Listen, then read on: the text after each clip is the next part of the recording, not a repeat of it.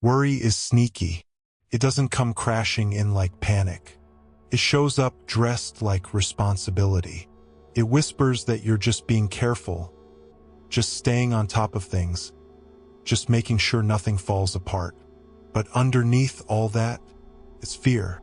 Fear doing dress rehearsals for disasters that haven't even given you a sign they're coming, and probably never will.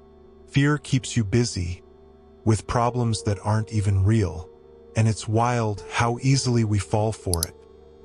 How many hours we spend arguing with people who haven't said a word, defending ourselves in fake scenarios, problem-solving situations that only exist inside our heads. You are restless all day, not because life asked you to, but because your mind has decided it's time to build a playlist of everything that could possibly go wrong. And you call that being prepared. But let's be honest, it's not preparation. It's a mental quicksand. Keeps you stuck, keeps your heart racing, keeps your body thinking it's in danger, even when you're perfectly safe. It doesn't make you stronger. It doesn't make you wiser. It just makes you tired. And the crazy part?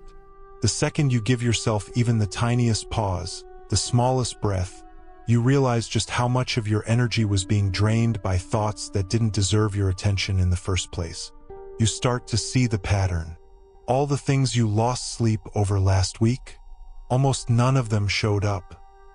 The ones that did, you handled them because when it mattered, you showed up for real life, not for the mental disaster movie playing in your head. Worry didn't help you. Being present did. And here's the plot twist nobody tells you. Letting go of worry doesn't make you sloppy. It sharpens you. You stop bleeding energy into imaginary futures, and you finally bring your full focus to what's real, what's right here, and that's when everything starts to move. Not because life suddenly turned perfect, but because you're no longer living trapped inside a fear-based version of reality, and you've finally stopped making survival your default setting. And when that happens, when fear finally lets go of the wheel, that's when life starts to make space for you.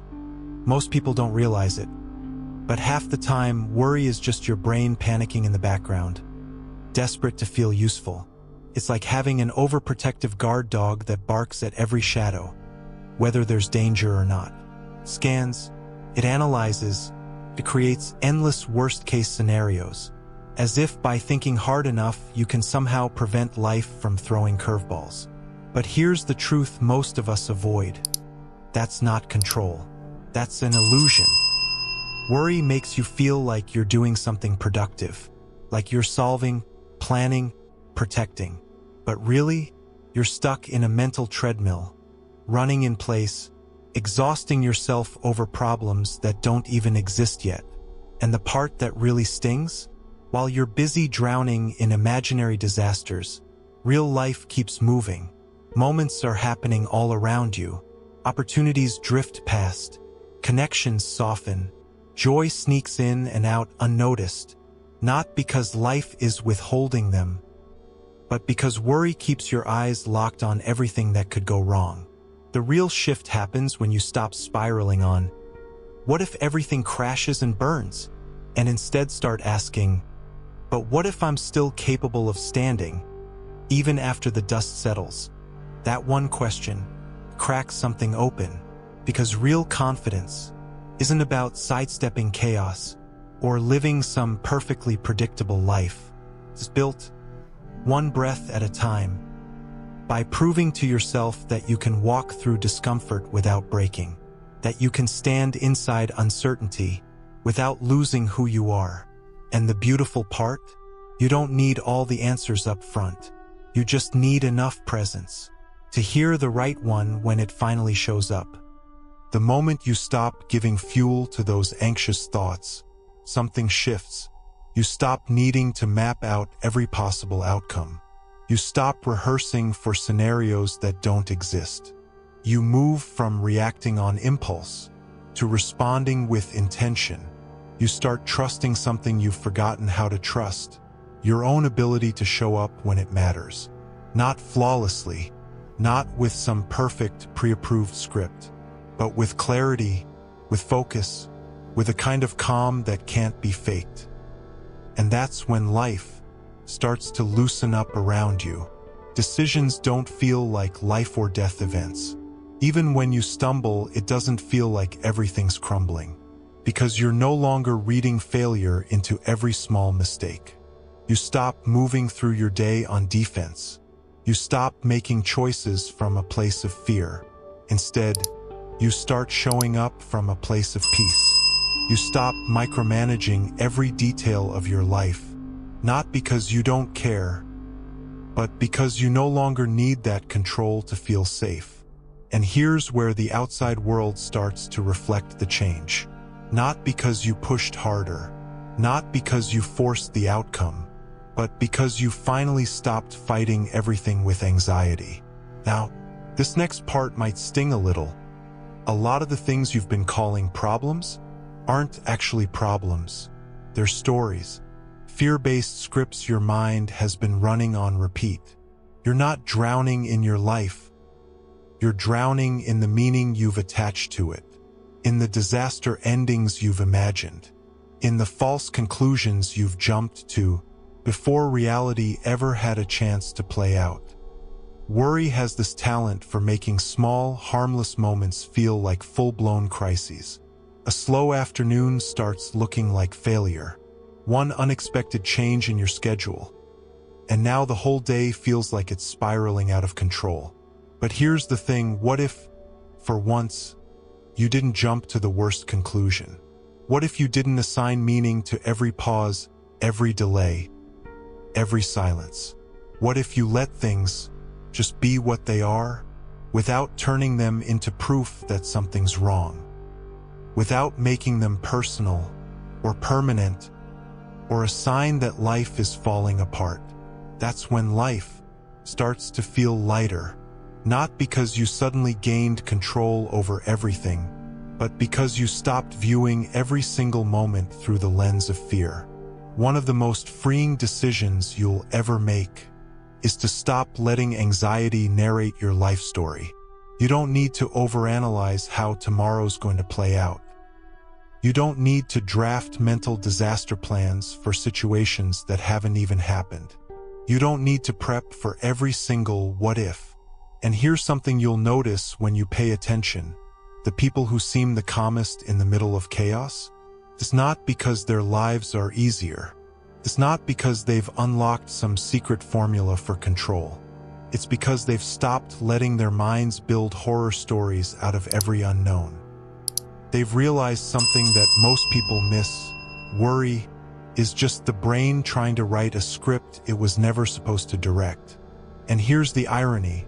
The second you stop obsessing over what might happen next, you finally clear enough space to deal with what's actually happening now. That's where growth kicks in. That's where real alignment begins. You start showing up for moments as they arrive, not for the mental version you feared.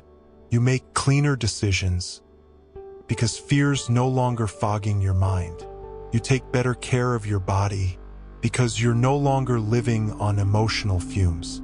You show up differently for the people you care about because your head isn't spinning with doubt and guilt and endless what-if loops that never really served you anyway. The greatest lie worry sells you, that you'll feel calm after everything's fixed, after every loose end is tied, after every outcome is secured. But here's the reality. If you wait for perfection before you let yourself exhale, you'll spend your entire life holding your breath. True peace, the kind that doesn't fall apart the second life gets messy, doesn't come from controlling everything around you. It comes from detaching your emotional state from the chaos. It's built by choosing to stay present, even when nothing feels certain, by learning to sit in the middle of the unfinished, without letting it wreck your center. And this is where your whole internal landscape begins to shift. Because the second you stop letting fear run the show, you get your energy back, your creativity returns, your sense of direction sharpens. Life doesn't suddenly become perfect, but it starts flowing smoother. Not because you got lucky, but because you finally stopped swimming against the current. The situations may look the same on paper, but inside them, you're different now. You feel steadier, less frantic, less desperate for answers, more open to what's next, even if you don't know exactly what that is yet. And that's when life starts clicking into place, not because you pushed harder, but because you finally learned to trust your own stillness. Most people go through life without ever stopping to ask, why is my mind always running? Why does it feel like there's this constant background noise I can't turn off? We just assume it's normal, like mental static that's always there, humming beneath everything. But here's what hardly anyone says out loud. A busy mind isn't a sign of mental strength. It's usually a sign that your brain has been stuck in survival mode for way too long. We've glamorized stress. We've confused being constantly busy with being productive. We've linked overthinking with being responsible, like if we're not worrying, we're somehow slacking off. But let's get real for a second. Overthinking isn't growth. It's not progress. It's just your nervous system stuck in high alert, playing old fear tapes under new labels. You miss the sunset because your brain is busy rehearsing tomorrow's to-do list. You miss the meaning behind someone's words because you're already drafting your response.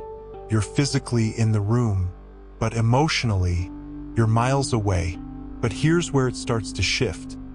Not by forcing yourself to calm down, but by noticing, catching yourself mid-spiral, and choosing just for a second to pause, to breathe, to remind yourself, this isn't happening right now.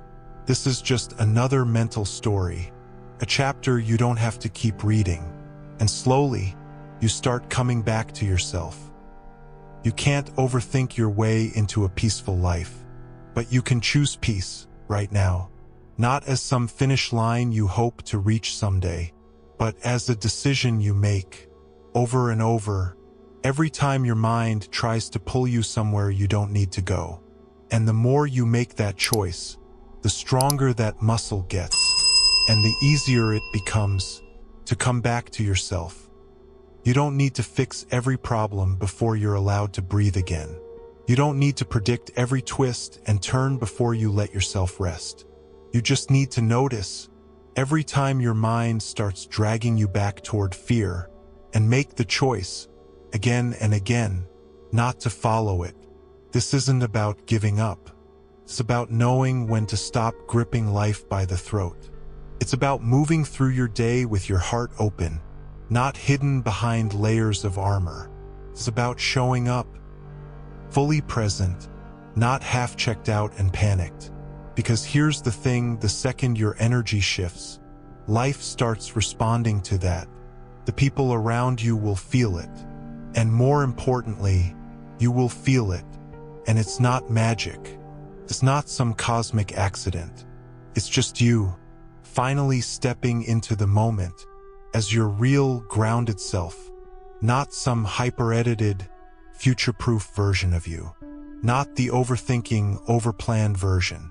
Just you, here, now, trusting that whatever shows up next, you'll handle it when it arrives, not a second before, not a second too late.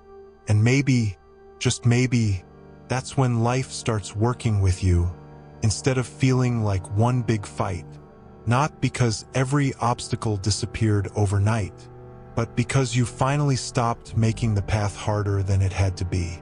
If this landed at the right moment for you, if this actually spoke to something real inside you, I want you to do two things. First, hit like and subscribe to the channel. Second, drop this in the comments. Today, I choose peace over panic. Let that be your declaration. Let it be real. Write it like you mean it. And if you know someone still out here wrestling with fear, send them this video. Let's get this message in front of the people still stuck in their own mental storms. They need to hear it too.